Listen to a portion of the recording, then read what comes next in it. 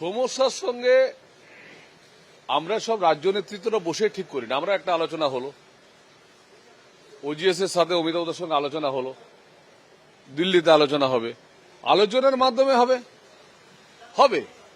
আমি যেটা ধরি সেটা ছাড়ি না। আমাদের শেষ জায়গাটায় যেতে হবে, যে জায়গাটাতে আমরা কোনখানটায় মিসফায়ারিং, চেয়ারের ডিসিশন নেওয়া হয়, কোন চেয়ারের ডিসিশন ঠিক হয়, কোন চেয়ারের ডিসিশন ভুল হয়। যে চেয়ারের ডিসিশনটা ভুল হচ্ছে বারবার, সেই চেয়ারটার সম্বন্ধে আমাদের সবারই নজর দেওয়া উচিত। সেটাই আলোচনা চলছে।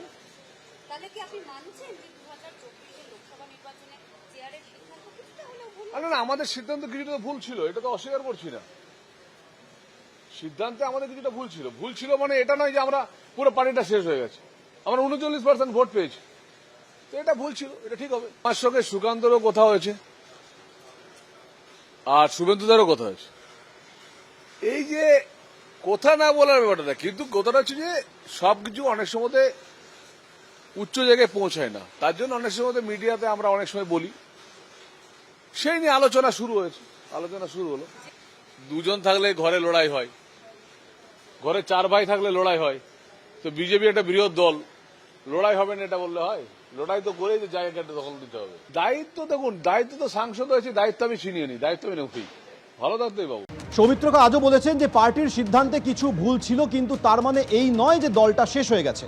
এর আগে রাজ্য বিজেপি নেতৃত্বকে নিয়ে কি বলেছিলেন সৌমিত্রকা, দেখুন। প্রধানমন্ত্রী আবাস যোজনা যেমন গোটা ভারতবর্ষ পাচ্ছে, আমার এলাকার গরিব মানুষরা যাতে প্রধানমন্ত্রী আবাস যোজনা পায়, আমি চাই এখানে 100 দিনের কাজ চালু হোক। রাজ্য নেতৃত্ব রাগও নেই, ভালোবাসাও নেই। কেন্দ্রীয় নেতৃত্ব বারবার করে এত সুযোগ দেওয়া সত্ত্বেও আমরা সে অ্যাচিভ করতে পারছি না, সেটা আমাদের রাজ্যের নেতৃত্বের ব্যর্থতা। সেই ব্যর্থতাটা স্বীকার করতে হয়।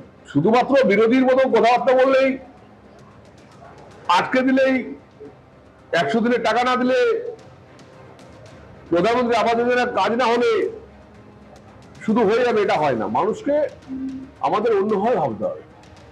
একেবারে এই যে সাংবাদিকদের মুখোমুখি হয়েছিলেন গতকাল, সেখানে তিনি বলেছিলেন কেন্দ্রীয় নেতৃত্বের পাশাপাশি রাজ্য নেতৃত্বকে বসিয়ে একেবারে রাজ্য নেতৃত্বকে শিশু এবং বৃদ্ধের সঙ্গে তুলনা করেছিলেন সৌমিত্র খাঁ। রাজ্য নেতৃত্বকে যখন কাঠগড়ায় তুলছেন, ঠিক তখনই নেতৃত্বের তরফে তলব করা হয় সৌমিত্র খাঁকে। ভরাডুবি নিয়ে যখন বেসুরো সৌমিত্র খাঁ, ঠিক তখনই সাধারণ সম্পাদক সংগঠন বিজেপির তিনি তলব করেন এবং দীর্ঘক্ষণ কথা হয় সৌমিত্র খাঁর সঙ্গে। অমিতাভ চক্রবর্তীর সঙ্গে বিষ্ণুপুরের বিজেপি সাংসদের কথা হয়েছে এবং রাজ্যের সাংগঠনিক দায়িত্ব বাড়ার দাবি করেছেন বিজেপি সাংসদ।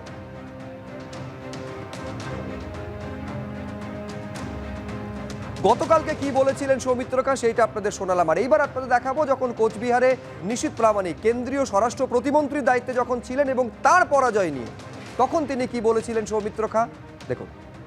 উত্তরবঙ্গে আমাদের একটাই কমেছে, সেটা নিশীথের কিছুটা ভুলের জন্য কমেছে, বাদ বাকি উত্তরবঙ্গে কোনো সিটটাই তো কমেনি, সব সিট তো নিয়ে এসছে উত্তরবঙ্গে।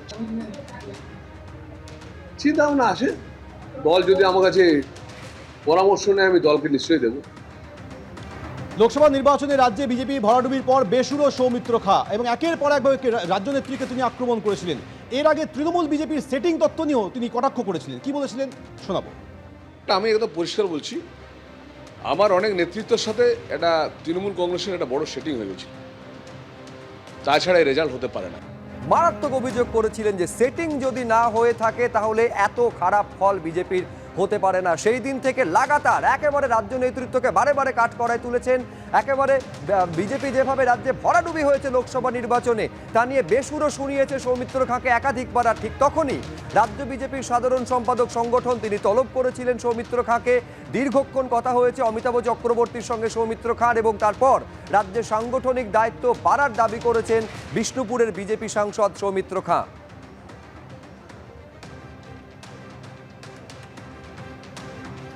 শুরুতেই বলছিলাম আপনাদের, প্রায় ঘন্টা দেড়েক কথা হয়েছে বিজেপির একেবারে সাধারণ সম্পাদক সংগঠনের সঙ্গে বিষ্ণুপুরের বিজেপি সাংসদের। বেরিয়ে এসে কি বলেছেন একটা অংশ আপনাদের শুনিয়েছি, আর কি বলেছেন বিষ্ণুপুরের সাংসদ দেখুন।